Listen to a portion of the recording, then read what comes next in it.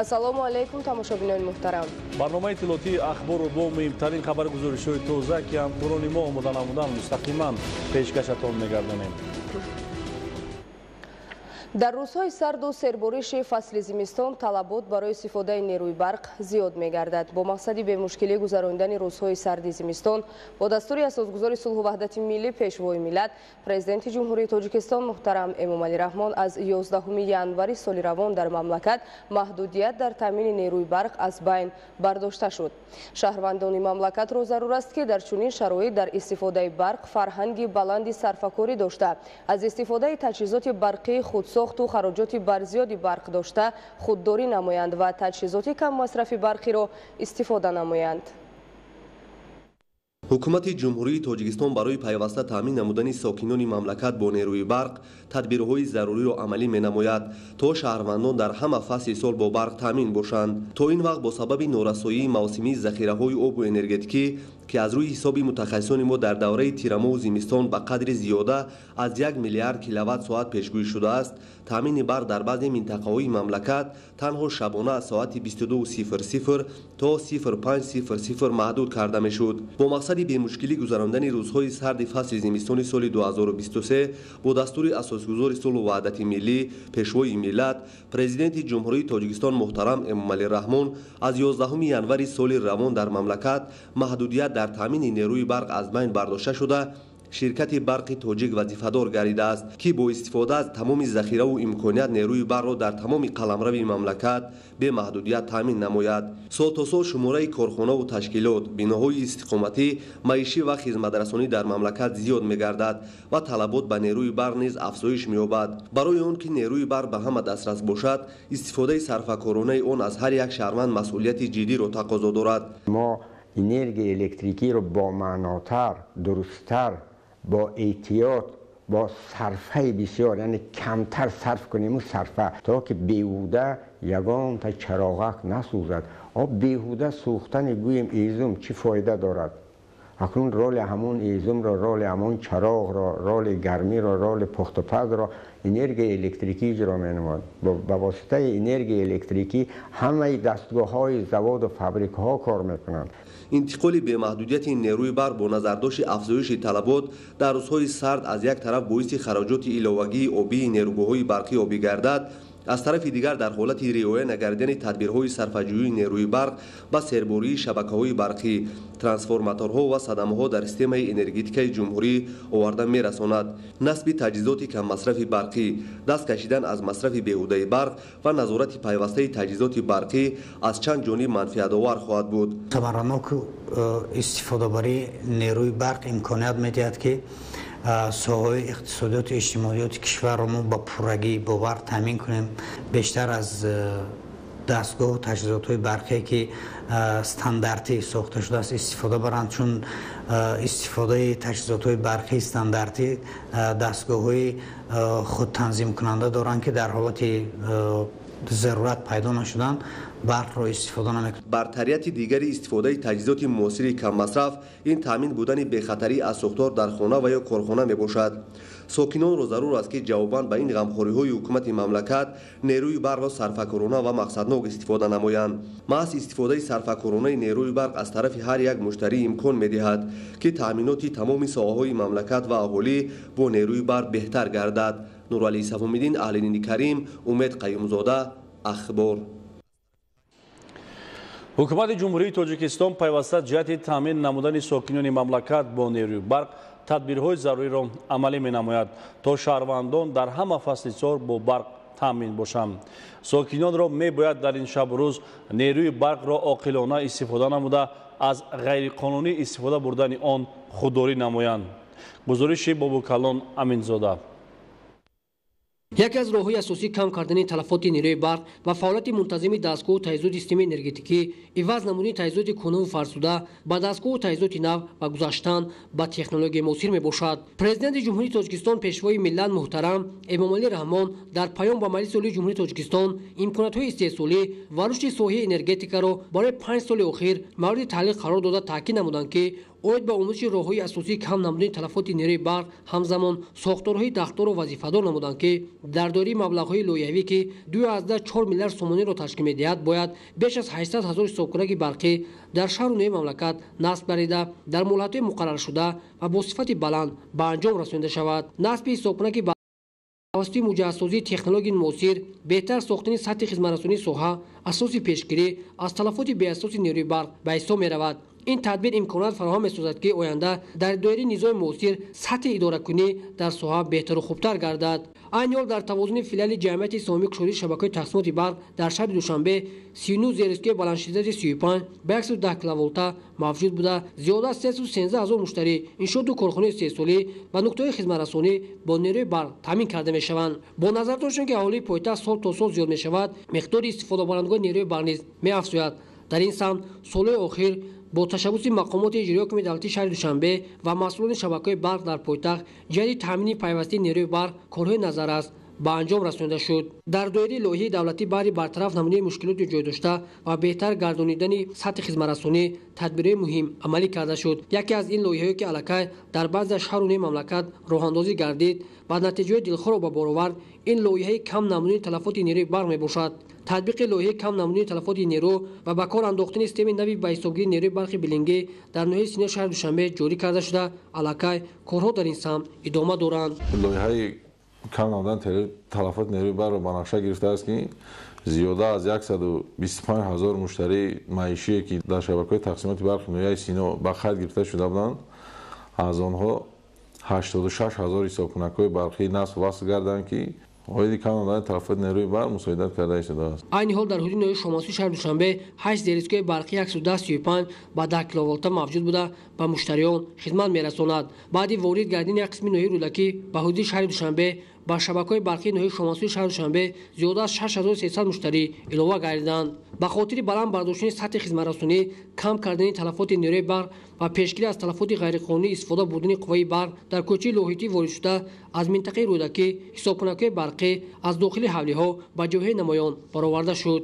вобаста ба дастури супоришҳои пешвои муаззами миллат муҳтарам Эмомалӣ Раҳмон дар паём ба Маҷлиси Олии Ҷумҳурии Тоҷикистон барои кам намудани талафоти энергияи барқ ва насби ҳисобгиракҳои нав ва маблағи истифодаи нерӯи барқ таъкид намуданд. дар шабакаҳои барқи ноҳияи Шоҳмансур ҷиҳати кам намудани талафоти энергияи барқ ва сари вақт ҷамъоварии маблағи истифодаи он як қатор корҳо ба анҷом расонида шудааст ки зиёда аз 2400 ҳисобгиракҳои барқи индуксионӣ ба электронӣ иваз карда шудааст. аз муштариён эҳтиромона хоҳиш карда мешавад ки барқро сарфакорона истифода бурда аз таҷҳизотҳои замонавии камасраф истифода баранд ва маблағи истифодаи онро сари вақт пардохт намоянд. айни ҳол тибқи нашр дар ноҳияи Исмоил Сомонӣ сохтмони хаттҳои интиқоли нерӯи барқ, таъмири истгоҳҳои трансформаторӣ, қуттиҳои барқтақсимкунии дохилии биноҳои баландушона, таъмири бомбҳои истгоҳии трансформаторӣ, аз дохили хонаи истиқоматӣ баровардани ҳисобкунакаи барқӣ, иваз намудани пояи чӯбини фарсудашуда дар хаттҳои барқи ҳавоӣ ва иваз намудани трансформатории тавонии паст ба баланд ҷараён доранд. дар шабакаҳои барқии ноҳия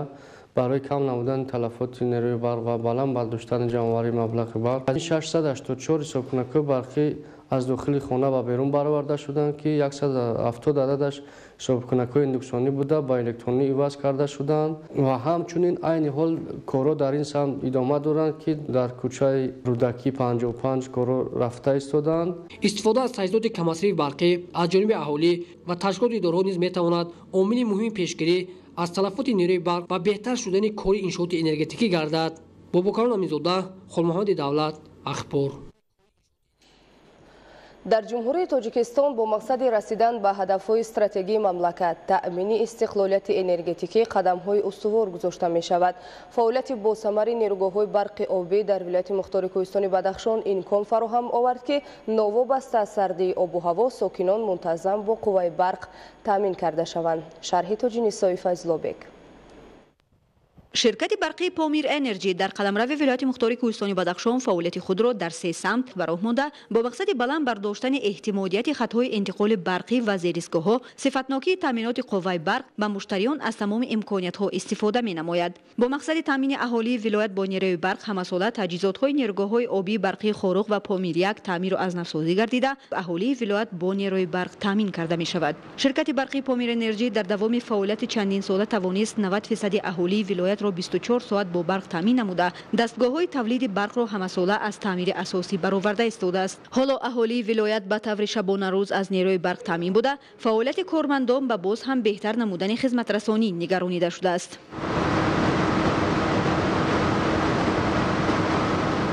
ҳозир нерӯҳои калонтарини ширкат помир 1 ва хорух ҳама яргатҳо омодаи коранд барои таъмин намудани аҳолӣ захираи об 150 миллион кофӣ аст барои гузаронидани мавсимӣ. ҳамаи фирезгоҳҳо, ҳамаи хатҳои барқӣ, ҳамаи шабакаҳои интиқолотии барқӣ омодаи кор буда тавассути онҳо ба аҳолии вилоят барқ таъмин карда мешавад. нерӯгоҳи барқии обии помир 1 ҳамчун калонтарин манбаи барқи истеҳсолкунии вилоят дониста шуда дар фасли зимистон низ 4 дастгоҳи он бо иқтидори 28 000 киловаттсоат барқ истеҳсол менамоянд. бо номусоид омадани боду ҳавои имсол дар авзи танзими шабонарӯзии нерӯгоҳи барқии обии помир 1 норасоии об ба мушоҳида намерасад ва то ба имрӯз ба фаъолияти нерӯгоҳ ягон монеа эҷод намегардад. ҳаҷми ҳафзи танзими шабонарӯзии нерӯгоҳи обии барқии помир 1 то 390 000 метри куби обро ташкил медиҳад ки заминаи хубе барои таъмини аҳолии вилоят бо барқ арзёбӣ мегардад. нерӯгоҳи барқии помир 1 бо тавони 28 000 мегаватт бо тавони пурра кор карда истодааст. масъулини ширкати барқии помир энерҷӣ дар ин рӯзҳои сарди фасли зимистон кӯшиш намуда истоданд ки аҳолии вилояти мухтори кӯҳистони Бадахшонро бо нерӯи барқ таъмин намоянд ва барои расидан ба ҳадафҳои стратегии давлату ҳукумати мамлакат таъмини истиқлолияти энергетикӣ аз худ ҳиссаи арзанда гузоранд. ёдовар мешавем ки дар ҳудуди вилояти мухтори кӯҳистони Бадахшон бо мақсади расидан ба яке аз ҳадафҳои олии мамлакат истиқлолияти энергетикӣ 12 нерӯгоҳи барқии обиву бодӣ фаъолият доранд ки дар таъмини бошандагони вилоят бо барқи нақши калидӣ доранд. тоҷинисои Файзуллобек, Муборакшои Рустам, Ахбор, вилояти мухтори кӯҳистони Бадахшон. бо иқдоми ҳукумати ҷумҳурии Тоҷикистон давоми солҳои соҳибистиқлолӣ дар вилояти Суғ лоиҳаҳои гуногун дар соҳаи энергетика баҳри таъмини аҳолӣ корхонаву муассисаҳо бо барқ амалӣ карда шуд. дар робита ба истифодаи мақсадноку сарфакоронаи барқ ҳар як шаҳрванди мамлакат бояд эҳсоси масъулият дошта бошад. гузориши Маҳмуд Аҳмадзода ва Илёс Бобоҷон. дар ин рӯзҳои сарди фасли зимистон баҳри таъмини мунтазами сокинон бо рӯшноӣ ва гармӣ бо дастури президенти ҷумҳурии Тоҷикистон пешвои миллат муҳтарам Эмомалӣ Раҳмон маҳдудияти муваққатии нерӯи барқ аз байн бардошта шуда аҳолии деҳот пурра бо барқи доимӣ таъмин карда мешаванд. маҳдудияти муваққатии нерӯи барқ дар вилояти Суғ асосан дар ноҳияҳо дар деҳот муваққатан охири фасли терамоҳ то ин давра идома дошта шаҳрҳои саноатӣ Хуҷанд, Бӯстон, Гулистон ва марказҳои дигар шаҳру ноҳияҳо баҳри фаъолияти мунтазами корхонаву ташкилот бо барқи доимӣ шабонарӯзӣ таъмин буданд. таври масъулини шабакаҳои барқ дар муроҷиатнома иброз намуда буданд маҳдудияти муваққатии нерӯи барқ бо мақсади захираи об дар обанборҳо ва таъмиру навсозии зеристгоҳҳо хатҳои интиқоли барқ амалӣ мешавад. зеро сокинон корхонаву муассисаҳои вилояти Суғ аз ҳисоби барқи истеҳсоли нерӯгоҳҳои барқии обии мамлакат тариқи хати барқи 500 киловолтии ҷануб-шимол бо барқ таъминанд. барои кору рӯзгори ҳар оила ва фаъолияти корхонаву муассиса кулли соҳаҳои иқтисодии иҷтимоӣ нерӯи барқ маводи асосию зарурист. барқ ҳам ҳамчун маҳсулот истеҳсол карда мешавад ва то муштарӣ расонида мешавад. барои ҳамин мо ҳар як нафар хоҳ дар оила хоҳ дар корхона ба қадри неъмати табиии Тоҷикистон бояд расем ва қувваи барқро сарфакорона истифода барем. ҳар қадаре ки мо нерӯи барқро сарфакорона истифода мебарем таъминоти он ба аҳолӣ ба корхонаҳои саноатӣ бештару беҳтар мегардад. аз тарафи дигар захираҳои обии энергетикӣ низ оқилона истифода мешавад. мо дар муассисамон роҳҳои сарфакорона истифода бурдани барқро ба роҳ мондаем. соли 2019 бинои таълимӣ системаи мустақили гармидиҳӣ насб карда шуд. аз рӯи истифодаи системаи ягонаи гармидиҳӣ қувваи барқ нисбати солҳои гузашта 2-3 маротиба кам истифода бурда шуд.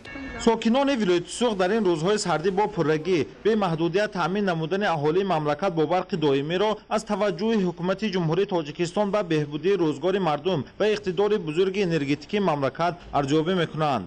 бо зиёд шудани иқтидори саноат ва бо зиёд шудани истеъмолкунандагон талабот ба электроэнергия бисёр шуда истодааст. аз ҳамин сабаб ҳозир масъалаи сарфи электроэнергия ин масъалаи рӯзмарра яъне ки масъалаи ҳар як шахс ҳар як узви ҷомеа шуда истодааст. ҳар як шахс дар ҷодаи сарфи электроэнергия саҳми худро гузорад, яъне ки истифода бурдани техникаҳои камасрафи муосир, истифода бурдани техникаи маишии дорои класси А, дар сари вақт хомӯш намудани таҷҳизотҳо ҳангоми истифода бурдан ҳангоми зарурат ва хомӯш намудан ҳангоме ки он чиз зарур нест.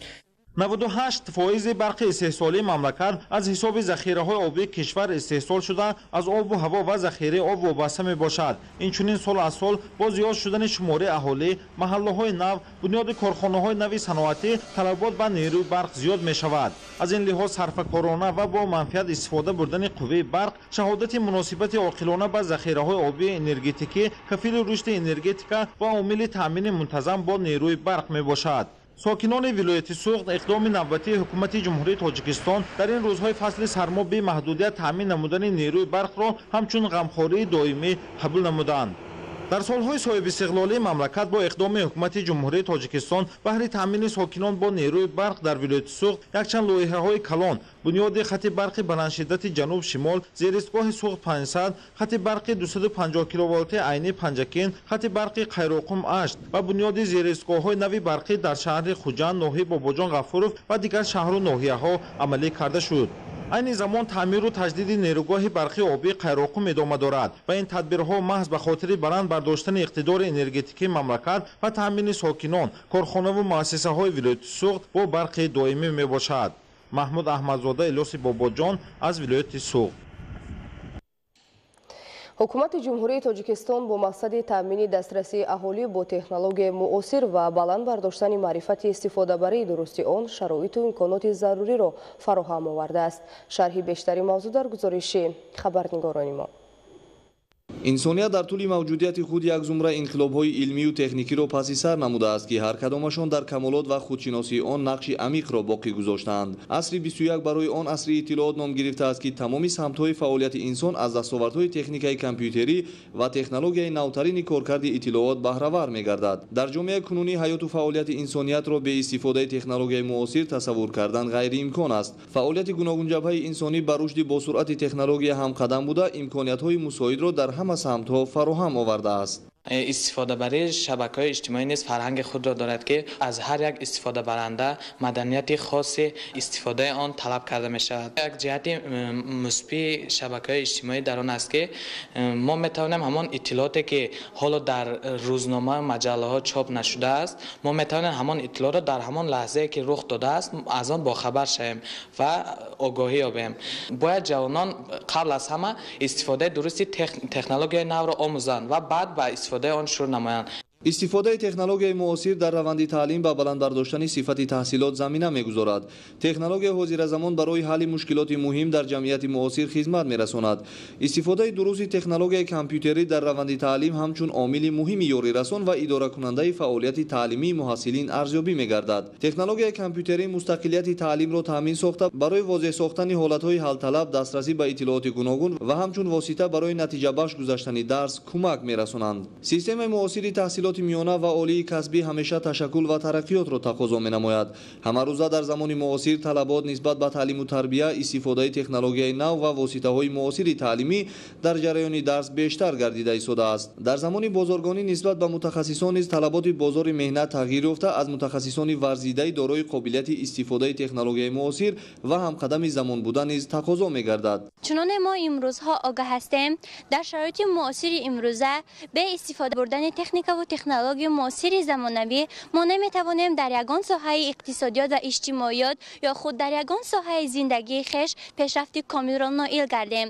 از این سبب ما باید که به طور وسیع از تکنیک و تکنولوژی زمانی معاصر خویش استفاده بریم. نوآوری‌های عصری نو و دسترسی اهالی به تکنولوژی معاصر مشکلات فعالیت تمام اداره و مؤسسه‌ها و تشکیلات و کارخانه‌های استحصالی را به طور نظررس آسان نموده بهر افزایش استحصالات مساعدت کامل نمود. با дастгириву ташаббусҳои ҳамешагии ҳукумати ҷумҳурии тоҷикистон ва фароҳам овардани шароити мусоид имрӯз дар мамлакат шабакаҳои барқӣ, муассисаҳои тандурустӣ ва дигар коргоҳу корхонаҳои саноатӣ бо технологияи зарурии соҳавӣ дастрасӣ пайдо карда дар натиҷа фаъолияти босуботу сифатнок таъмин гардидааст. дар заминаи эълон шудани солҳои 2022-2026 ҳамчун солҳои рушди саноат баҳри амалисозии ҳадафи чоруми стратегии мамлакат марҳила ба марҳила корхонаҳои хурду бузурги саноатӣ бунёд гардида бо муосиртарин технологияи соҳавӣ таъмин мебошанд. дастрасӣ пайдо кардан ба чунин имкониятҳои муосир муҳимтарин омили афзоиши истеҳсоли маҳсулоти хушсифат ва таъмини бозорҳои дохилӣ бо маҳсулоти саноатии ватанӣ ва содироти он ба дигар давлатҳо мебошад.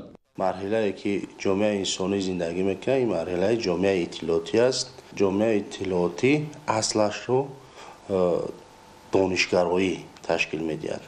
ин донишгароӣ тавассути технологияҳои иттилоотӣ махсусан шабакаи интернет паҳн карда мешавад. технологияи иттилоотӣ ба ҳаёти мо сабукӣ овардааст. яъне мо метавонем тавассути технологияи иттилоотӣ маблағи барқро пардохт кунем, метавонем маблағи харидҳоямонро пардохт кунем. дарёфти имкони истифодаи интернет ва дигар воситаҳои технологияи муосир ҷиҳати беҳтарсозии раванди фаъолият мусоидат намуда дар таъмини сатҳи некуаҳволии мардум низ таъсири амиқ мегузорад.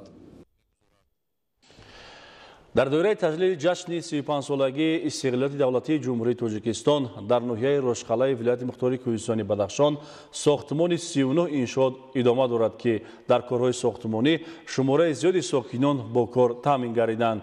айни ҳол корҳои сохтмонӣ дар муассисаи таълимии замонавӣ барои 640 нафар хонанда дар як бас, беморхонаи марказӣ барои 270 кат ва нерӯгоҳи барқи обии себзор мутобиқи нақшаи пешбинишуда идома дорад. дар дораи таҷлили ҷашни 35-солагии истиқлолияти давлатии ҷумҳурии тоҷикистон дар ноҳияи рошқалаи вилояти мухтори кӯҳистони бадахшон 205 иншоот ба нақша гирифта шуда то ба имрӯз 47 иншоот ба истифода дода шуда дар 39 иншоот корҳои сохтмонӣ дар ҷараён аст. бинокорон ба боду ҳавои сарди фасли зимистон нигоҳ накарда корҳои бетонхобонию хиштчиниро дар ошонаи дуюми муассисаи таълимӣ вусъат дода истоданд. муассисаи таълимӣ барои 640 хонанда дар як баст аз 4 ошона иборат буда корҳои сохтмониро раёсати сохтмони рақами дуюми ноҳияи рошқалаи вилояти мухтори кӯҳистони бадахшон ба зимма дорад. зикр гардид ки корҳои бунёдӣ моҳи март оғоз гардида аллакай кор дар қабати якуми бино ба итмом расида корҳои хиштчинию арматурбофӣ дар ошонаи дуюм бо суръату сифати баланд пеш меравад. дар баробари бинои асосӣ инчунин толори маҷлисгоҳ ва толори варзишӣ бетонрезиву хиштчинӣ идома ёфта истодааст. бунёди муассисаи замонавӣ дар асоси дастури ҳидоятҳои пешвои муаззами миллат президенти ҷумҳурии тоҷикистон муҳтарам эмомалӣ раҳмон оғоз шуда бо маблағгузории дирексияи иншооти ҳукуматии дастгоҳи ҷӯраи президенти ҷумҳурии тоҷикистон сохта хоҳад шуд. дар баробари сохтмони мактаби замонавӣ дар маркази ноҳияи рошқалаи вилояти мухтори кӯҳистони бадахшон бунёди беморхонаи марказӣ барои 270 кади хоб мутобиқи нақша корҳо пеш мераванд. касалхона аз 5 бино иборат мебошад ки баъди ба истифода додани он сатҳу сифати хизматрасонӣ ба сокинон ба маротиб беҳтар хоҳад гардид. дар маркази ноҳия бинои истиқоматӣ 50 шуна барои кормандони мақомоти иҷроии ҳукумати давлатии ноҳияи рошқала дар арафаи анҷомёбӣ қарор дошта бунёди бинои дуюм низ тибқи нақша сохтмонаш пеш меравад. яке аз калонтарин иншооти ноҳияи рошқалаи вилояти мухтори кӯҳистони бадахшон ин нерӯгоҳи барқи оби себзор мебошад. зикр гардид ки бо интихоб шудани паймонкор ширкати ватании тоҷикгидроэлектромонтаж корҳо дар нерӯгоҳ вусъати тозаро касб кард. корҳои сохтмонӣ дар зербинои сарбанди нерӯгоҳи барқи оби себзор оғоз гардид. ширкати тоҷикгидроэлектромонтаж бо истифода аз техникаи замонавӣ корҳои тахту ҳамворсозиро дар ин зербинои нерӯгоҳи барқии оби себзор вусъати тоза бахшида истоданд. бо ба итмом расидани корҳои сохтмонӣ дар сарбанди муваққатӣ муҳандисону мутахассисони ширкати ватанӣ корҳои заминиро барои гузоштани пойдевори оҳану бетонии сарбанд шурӯъ хоҳанд намуд. баландии сарбанди нерӯгоҳи барқии оби себзори ноҳияи рошқала 8.5 метро ташкил дода паҳнои он 8 метро дар бар мегирад. ҷаҳду талоши бунёдгузорони нерӯгоҳ бар он нигаронида шудааст ки дар муҳлати 20 рӯз корҳои хобонидани сангу шағалро дар сарбанди муваққатӣ ба анҷом хоҳанд расонид.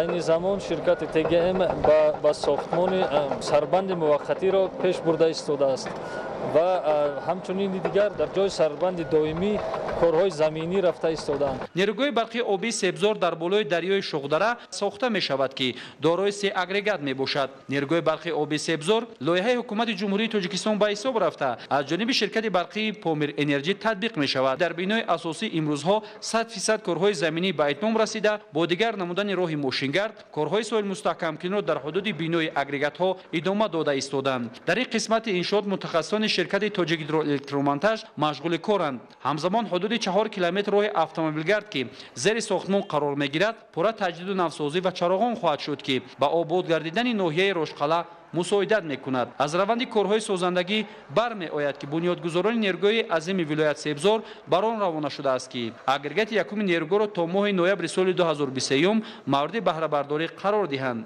дар шафати бинои агрегатҳои нерӯгоҳ аз ҷониби ширкати барқи Помир Энерҷӣ сохтмони зеризгоҳи 110 киловолта идома ёфта, моҳи январи соли 2023 зеризгоҳ бо риояи талаботҳои сатҳи ҷаҳонӣ мавриди истифода қарор мегирад. айни ҳол корҳои васлу насби таҷҳизот дар дохили бинои зеризгоҳ аз ҷониби мутахассисони маҳаллӣ пеш мераванд.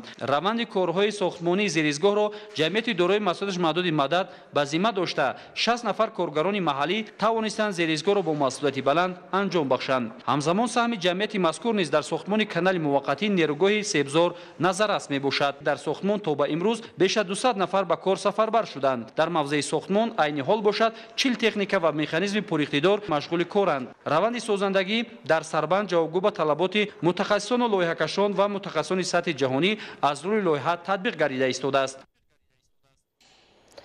дар паёми президенти ҷумҳурии тоҷикистон муҳтарам Эмомалӣ Раҳмон ба Маҷлиси олии ҷумҳурии тоҷикистон таъкид шудааст ки дар мамлакат 98% нерӯи барқ аз манбаъҳои барқароршавандаи энергия, яъне бо истифода аз нерӯгоҳҳои барқи обӣ истеҳсол мегардад. дар ноҳияи минтақаи Рашт 6 нерӯгоҳи барқи обӣ фаъолият дошта. дар солҳои наздик боз сохтмони 24 нерӯгоҳи хурди барқи обӣ пешбинӣ шудааст. гузориши Зигули Маҳмуд аз ноҳияи Рашт. давоми солҳои 1998-2013 дар ноҳияҳои минтақаи Рашт ва ноҳияи Сангвор бо истифода аз маблағҳои ҳукумати ҷумҳурии тоҷикистон ва дигар шарикони сармоягузор 21 адад нерӯгоҳҳои барқии обии хурд бунёд шуданд то таъминоти аҳолии Кӯҳистон ва корхонаҳои фаъолияткунанда бо нерӯи барқ боз ҳам беҳтару хубтар гардад. айни замон дар ҳудуди шабакаҳои барқи қитъаи Рашт 5 адад нерӯгоҳи барқии обии хурд дар ҳолати хуби корӣ қарор дошта, дар давоми соли 2022 4 миллион 800 киловатт-соат нерӯи барқ истеҳсол карда шудааст. сохтмони нерӯгоҳи барқии обӣ аз мавҷуд будани захираҳои об сарчашма гирифта шурӯъ аз соли 1998 корҳои сохтмонӣ оғоз гардида марҳила ба марҳила аз ҳисоби маблағҳои ҳукумати ҷумҳурии тоҷикистон ва дигар барномаҳои соҳавӣ нерӯгоҳҳои гуногун иқтидори санги кар, Шашволон, Фатҳобод, Питовкул 1, Питовкул 2 дар ноҳияҳои Рашт, Нуробод, Тоҷикобод ва Лавж бунёд шуданд. дар баробари ин аз рӯи барномаҳои пешбинишудаи ҳукумати ҷумҳурии тоҷикистон ва дигар сарчашмаҳои сармоягузорӣ дар ноҳияҳои Кӯҳистон шумораи нерӯгоҳҳои бунёдшаванда дар солҳои наздик ба 57 адад расонида мешавад. зеро барои сохтмони нерӯгоҳҳои хурди барқӣ манбаи об ба қадри кофӣ мавҷуд мебошад. танҳо давоми солҳои 2008 то 2013 бо истифода аз манбаъҳои мавҷуда иқтидори нерӯгоҳҳои барқии обӣ бунёд шуда беш аз 5 мегаваттро ташкил намуд. бунёди 21 адад нерӯгоҳҳои барқии обӣ дар ноҳияҳои минтақаи Рашт аз ҷумлаи дастовардҳои истиқлоли энергетикии кишвари азизамон ба шумор рафта, саҳми ин манбаъҳои нурофарин дар таъмини аҳолии деҳот ва дигар муассисаҳои таълимиву тандурустӣ бо нерӯи барқ хеле ҳам назаррас мебошад. дар баробари бемаҳдудият истифода бурдани нерӯи барқ истеъмолкунандагону сокинони ноҳияҳои минтақаи Раштро низ зарур аст то барои кам кардани талафоти барқ ва истифодаи сарфакорона аз технологияҳои каммасраф истифода намоянд, зеро иҷрои ин амал ба манфиати иқтисодии ҳар як хонавода мебошад. Идигули Маҳмуд, Додарҷони Мирзозода, барои барномаи ахбор аз минтақаи Рашт. برنامه اطلاعاتی اخبار رو ادامه می‌دهیم. مؤسسه دولتی ماموریت منطقه آزاد اقتصادی کلوب پنجمین منطقه آزاد اقتصادی در تاجیکستان محسوب یافته در سمت بهتر نمودن نشاندهنده‌های ساحه و تقویت فعالیت منبعد آن تدبیرهای ضروری عملی کرده می شود. این زمان در حدود منطقه آزاد اقتصادی کلوب 6 سوبیکت به قید گرفته شده در این روند کارها ادامه دارد. گزارش از شهر کلوب. مؤسسه دولتی ماموریت منطقه آزاد اقتصادی کلوب که با توجه از تلاش‌های پیوسته و به‌وسیله اساسگذار صلح و وحدت ملی پیشوای ملت پرزیدنت جمهوری تاجیکستان محترم امامعلی رحمان در سمت رشد بی‌میلان بخش‌های صنعت و فرا گرفتن ساکنان این منطقه تاجیکستان با شغل دائمی در یکی از موضع‌های از جهت اقلیم و جغرافی موافق در میدان 309 هکتار بنیاد گشته است تا این مدت یک قطار کارهای مهم را عاید به تقویت فعالیت منطقه مذکور به انجام رسانیدند. امروز در این موضع اولین کارهای بنیادی جریان داشته. در مرحله اول برای تامین بی‌ممانعیت کارخانه‌های صنعتی بنیاد شونده از جانب جمعیت سهامی شده تاجیک هیدروالکترومنتاژ ساختمان ته‌کرسی بنای زیرایستگاه برق تقسیم کننده و دیگر انشاءات مربوط به ساحه با جلب 33 نفر ساکنان محلی ابتدا یافته. حوض ذخیروی آب برای پیشگیری از حالت‌های ضد سوختار نیز بنیاد گشته ایستاده است. مقصد اساسی لایحه کم کردن سرباری شبکه‌های برقی تقسیماتی و ترانسفورماتورهای قدرتی موجود بوده میباشد. ساختمان زیرایستگاه 135 به 10 کیلووات با 2 عدد ترانسفورماتور قدرتی تواناییشان هر کدامشان 25000 کوا و ساختمان خطای انتقال برق 10 کیلووات هوایی و کابلی در منطقه آزاد اقتصادی و دهه‌های گیر اطراف میباشد. مسئولین این زمان خوابگاه و دیگر شرایط موافق کاری را برای ماموران و ساختمانچیان مهیا کنانیده جهت فعالیت پرثمر منبعد و افزایش تعداد کارمندان در این موضع ساختمان بنای معمولی 3 آشیانه را با تخانه از جانب جمعیت دارای مسئولیتش محدود فریدون با صفت و سرعت بلند بنیاد نموده ایستادند. 50 نفر ساکنان اطراف مؤسسه مذکور اینجا با کار موسمی و معاش خوب و سری وقتی تامین بوده انجام خوش صفت بنا را در مهلت معین شده در نقشه دارند. بنای مهمانخانه زمانوی برای 20 نفر یکی از انشاءات دیگری به شمار می‌رود که ساختمانش الکی از این جانب آغاز گردیده است. عین زمان در مؤسسه دولتی ماموریت منطقه آزاد اقتصادی کلوب 6 سوبیکت از جمله جمعیت‌های دارای مسئولیتشان محدود تاجیک الماس، کلوب اگروصنعت، کلوب پلاست، رستنی اینا، سامان ترید و جمعیتی دارای مسئولیتش محدود وحدت متال به قید گرفته شده است. در مرحله ابتدایی از جانب جمعیتی دارای مسئولیتش محدود تاجیک الماس در سمت بنیاد کارخانه استحصالی قسم‌های اتومبیلی، هوا تازه‌کنک‌های روغنی و هوایی تدبیرهای ضروری اندیشیده شده.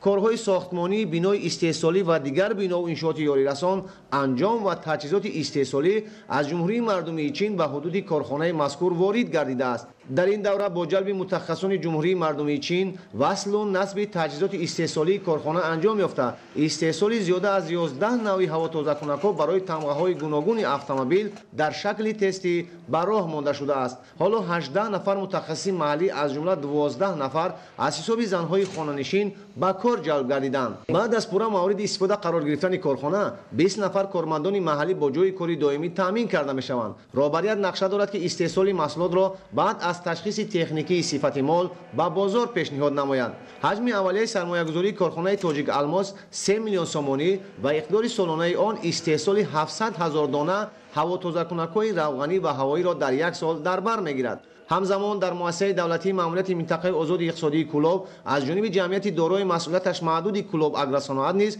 کارهای ساختمانی در سمت بنیاد کارخانه استحصال روغن، نبات، کارکرد و بندوبست نمک آشی آغاز و حجم اولیه سرمایه‌گذاری کارخانه مذکور 3.4 میلیون سومانی را تشکیل می‌دهد. اقتدار سالانه استحصالی آن 60 تن نبات، 150 تن روغن و 5000 تن نمک آشی را پیش بینی می‌نماید.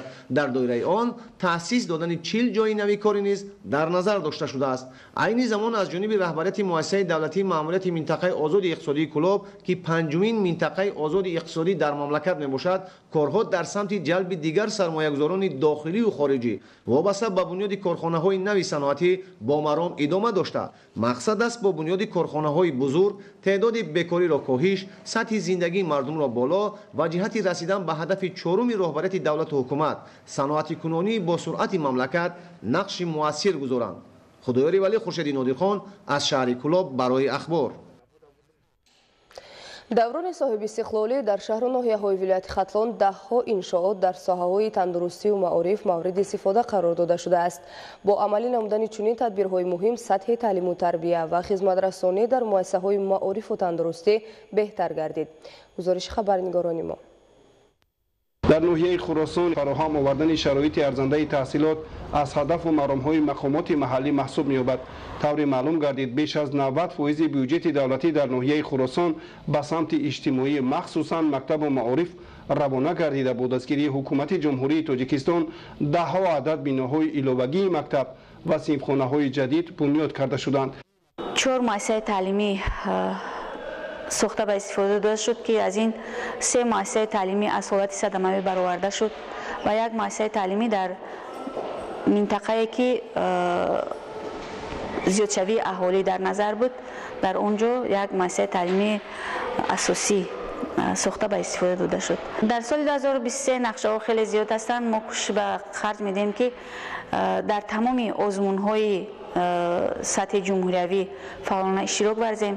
Инчунин яке аз озмунҳое ки имрӯзҳо омодагӣ рафта истодааст, ин тоҷикон дар оинаи таърихи миллат аст ки бо як сатҳи зарурӣ омодагӣ дида истоданд.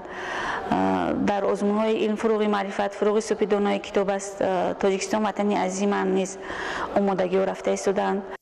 дар бахши тандурустӣ низ раванди тадбирҳои ободонӣ хуб ба назар расид. дар доираи гиромидошти сатҳи баланд аз ҷашнҳои бузурги миллат бунгоҳҳои саломатӣ дар ҳудуди маҳал таъмиру таҷдид ва навсозӣ шуда иншооти нави соҳа қомат меафрозанд. бо дастгирии вазорати тандурустӣ ва ҳифзи иҷтимоии аҳолии ҷумҳурии Тоҷикистон дар беморхонаи рақами 5 шӯъбаи сироятиро аз тамоми таъмири капиталӣ бароварда шуд ва бо тамоми таҷҳизоташ яъне муҷаҳҳаз гардонинданд. дар беморхонаи рақами 6 ҷамоат деҳоти ҳилолӣ шӯъбаи таваллудӣ ки аз 10 кат иборат мебошад, инро бо тамоми таҷҳизот яъне муҷаҳҳаз гардонда ба фаъолият шурӯъ кард. дар ноҳияи баноми ҷалолиддини балхӣ низ раванди иқдомҳои ободониву созандагӣ хуб ба назар расид. дар бахши сабти асноди ҳолати шаҳрвандии ноҳияи ҷалолиддини балхӣ иттилоъ доданд ки ба истиқболи ҷашнҳои бузургу таърихӣ бинои маъмурии муассисаро пурра аз таъмири асосӣ бароварда имконияти хизматрасонӣ ва ба қайдгирии асноди ҳолати шаҳрвандиро беҳтару хубтар мегардонанд. корҳои таъмиру тармим дар бахши сабти асноди ҳолати шаҳрвандии ноҳияи ҷалолиддини балхӣ вусъатнок ҷараён дошта то таҷлили ҷашни байналмилалии Наврӯз бинои маъмурӣ дигарбора мавриди истифодаи сокинони ноҳия қарор мегирад. мутахассисони идораи роҳсозӣ низ дар соли сипаришудаи 2022 роҳҳои дорои аҳамияти ҷумҳуриявӣ ва маҳаллиро таъмиру тармим намуда дар соли 2023 низ нақшачорабиниҳои созандаро ба истиқболи 35-умин солгарди истиқлолияти давлатии ҷумҳурии Тоҷикистон ба нақша гирифтанд. ҷараёни зимистонгузаронӣ дар муассисаи давлатии нигаҳдории роҳҳои автомобилгарди ноҳияи ҷалолиддини балхӣ хуб ба роҳ монда шуда, аз рӯи гуфти мутахассисон дар ҳама гуна вазъи ҳаво имкон доранд ки рафтуомади воситаҳои нақлиётро бемамоният таъмин намоянд.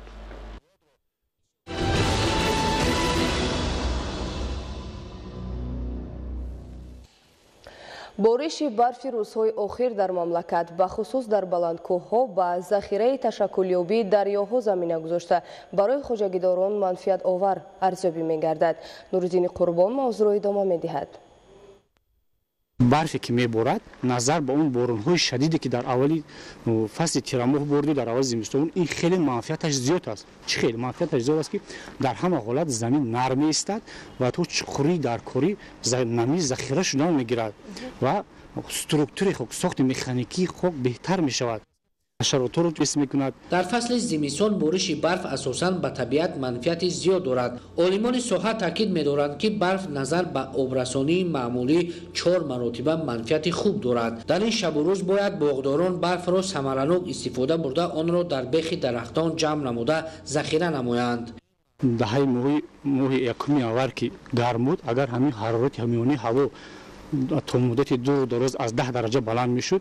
احتمالات بدرشوی مخچه‌های نشوی و گلی درختان و دهنده بودند. در اون لحاظ میتونستن که از سردی‌های از صفر پایان میتونستن که آسیب ببینن. خوشبختانه امروز که برف هست، هوا سرد هستن، میتونن درختان پوره به دور کرختی رفتند. از همین سردی‌هایی که از پیش میان میتونن آسیب ندیده برآیند و مهلت بدرشوی اونها دور دراز میگردد. این تدبیر مهم اگر در نوبت اول نمی را نگاه دارد، از سمت دیگر گلکنی بر وقتی درختان را پیشگیری می نماید. در ایام سردی بخش دیگر ساحه کشاورزی که آسیب پذیر می باشد چارواداری به حساب می رود. در این شب و روز باید چارواداران ذخیره خوراک درشت را ثمرناک استفاده برده برای سالم و بردن برآوردن چاروا تدبیرهای مهم را عملی نمایند. یخابمانی و آبمانی ذخیروی می تواند باعث افزون شدن حجم استحصال محصولات کشاورزی به خصوص میوه های باصفت گردد. نوریدین قربان، مقصد برای برنامه اخبار. давоми 31 соли соҳиби истиқлолӣ сад ва сифати хизматрасонии тиббӣ дар тоҷикистон баланд гардид. дар ин давра шумораи муроҷиати шаҳрвандони мамлакатҳои хориҷӣ барои ташхис ва табобат ба муассисаҳои тандурустии тоҷикистон зиёд шуд. бори нахуст дар ҷумҳурии тоҷикистон мутахассисони соҳаи тиб усули нави муосири табобатро ба беморони ғадуди сипаршакл ба роҳ монданд. гузориши аҳлиддини нурулло ва камоли маҳмадиёр. сол то сол дар раванди ташхису табобати беморон бо истифода аз усулҳои наву муосир аз ҷумла истифодаи бештари технологияҳои муосири тиббӣ зина ба зина ба роҳ монда мутахассисони баланди касбӣ омода шуда истоданд ки ин омил барои коҳиш додани рафтани беморон ба хориҷа барои ташхису табобат мусоидат карда истодааст.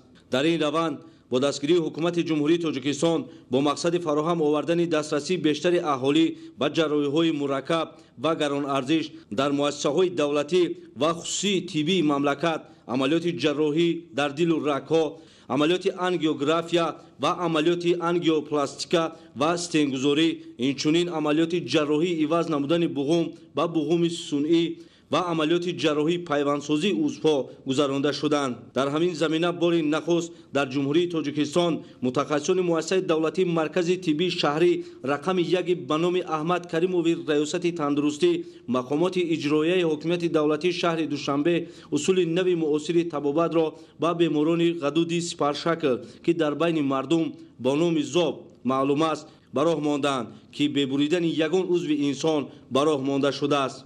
усули ин табобат ба воситаи асбоби махсуси даруннигорӣ анҷом дода мешавад ки дар ягон ҷои узви инсон изе боқӣ намемонад. дар соҳаи эндокрини хирургия яъне ҷарроҳии эндокринологӣ мо бисёр беморонро бистарӣ менамоем. нозологияе ки мо хостем бо ин дастгоҳ бори аввал дар ҷумҳурӣ баромонем ин кистаи ғадуди сипаршакл ки бо номи зоб дар мардум муаррифӣ мегардад, бисёртар медонад мардум, ба роҳ мондем. аз ҳамин сабаб мо ба нақша гирифтем ва бемор бистарӣ намудем.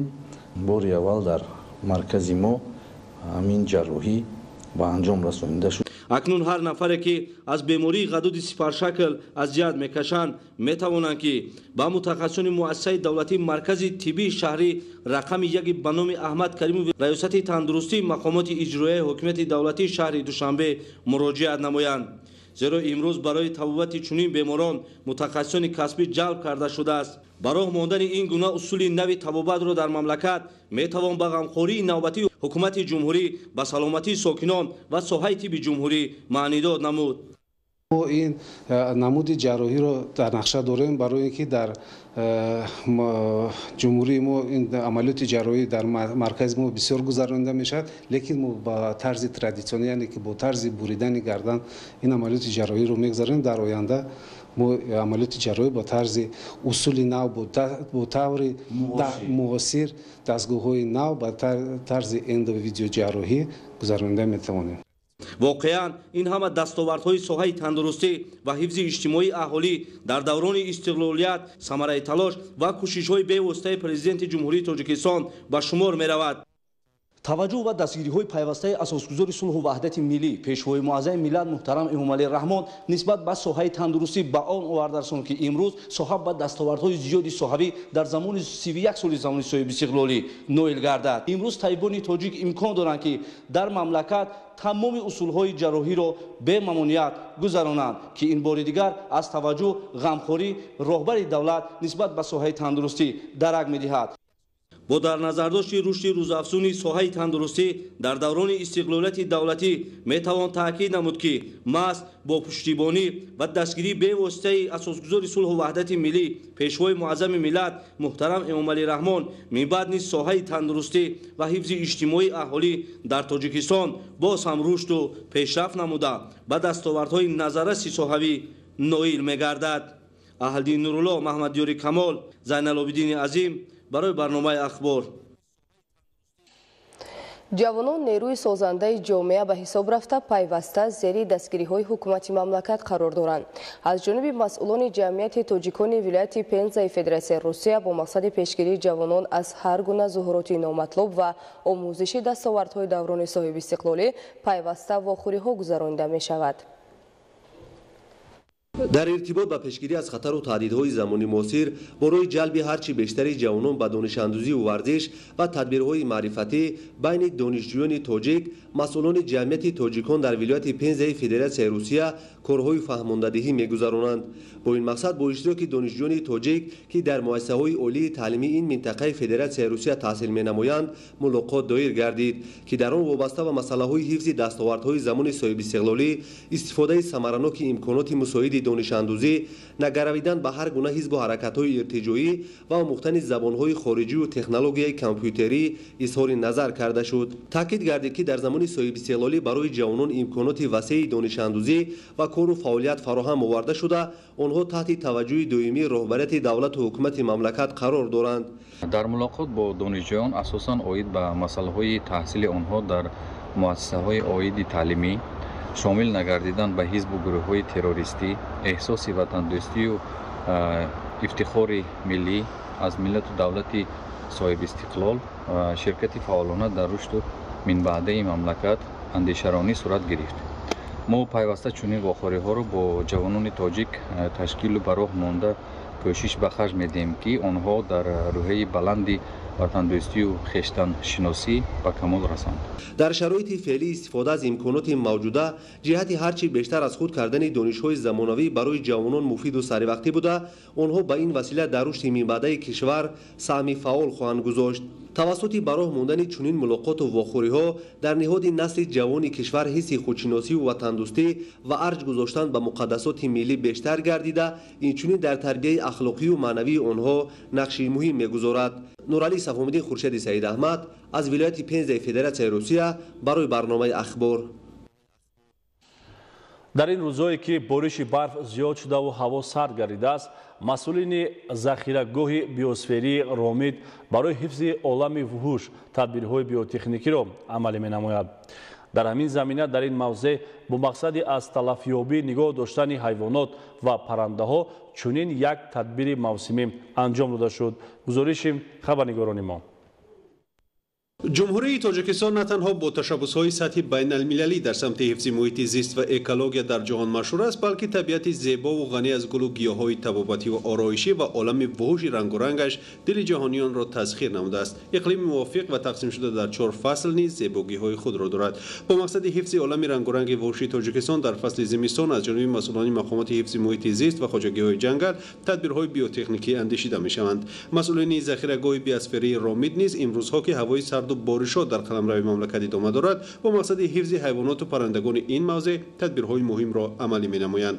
در همین زمینه در این موضع با مقصد از تلفیابی نگه داشتن حیوانات و پرنده‌ها چنین یک تدبیر موسمی انجام داده شد. در ذخیره‌گاه بیوسفری رامید که میدان بیش از 16000 گکتار را در بر می‌گیرد، آهوی بخارایی، کبک دری و دیگر پرندگان و حیوانات نادر نگاه و بین کرده می‌شوند. در مجموع در ذخیره‌گاه رامید که در منطقه کوهی جنگلزار واقع است 134 نماد پرنده موجودند که 80 نماد آنها آنها پرنده‌های مقیمی بوده باقی مانده در فصل‌های معین به این منطقه می‌آیند. با سرد شدن هوا اکثر پرنده‌ها از جمله بوم‌ها خیلی هم آسیب پذیر گردیدند. کارمندان ذخیره‌گاه رامید این پرنده‌های نادر را حفظ نموده با معتدل گردیدن وضع هوا آنها را باز به طبیعت سر می‌دهند. در منطقه‌های بلندکوه که برف زیاد موجود است به مقدار ضروری خاشاک و دام پوشیده شد که این عامل باعث از بین نرفتن پرنده و حیوانات می‌گردد. برای بی‌مشکلی پس سر نمودن فصل زمستان مسئولین خاشاک و غله‌دانگی و دیگر نمود خوراک پرنده و حیوانات را ذخیره نمودند. برای گذراندن کارهای بیوتکنیکی و قدر ضروری ما غله‌دانگی‌ها، علف طبیعی، شاخچه‌برگ، سبزوات ذخیره کرده شده است. در رزروات بیوسفری رامید پرورشگاه آهوی بخاری و کبکدری موجود است که برای زمستان گذرانی 10 تن علف طبیعی، 10 تن شاخچه‌برگ، 5 تن غله‌دانگی‌ها، 2300 کیلوگرم سبزوات ذخیره کرده شده است. مسئولین تلاش می‌نمایند تا در حدودهای مخصوص تدبیرهای اکولوژی را راه‌اندازی نمایند تا حیوانات نادر در این مکان‌ها زیاد شوند. افزایش و بلند برداشتن سهم جنگل در حل مسائل تغییریابی اقلیم، برقرارکنی جنگلزار، پرورش نیال‌های بهترین محلی تاجیکستان، رشد اینفراستراکچور جنگل و در این زمینه مهیا نمودن شرایط برای سیاحی اکولوژی محسوب می‌یابد. بینندگان گرامی، نشر مفصلی برنامه اطلاعاتی اخبار به انجام رسید. برایتان بهترین خوشی‌های زندگی را تمنا داریم.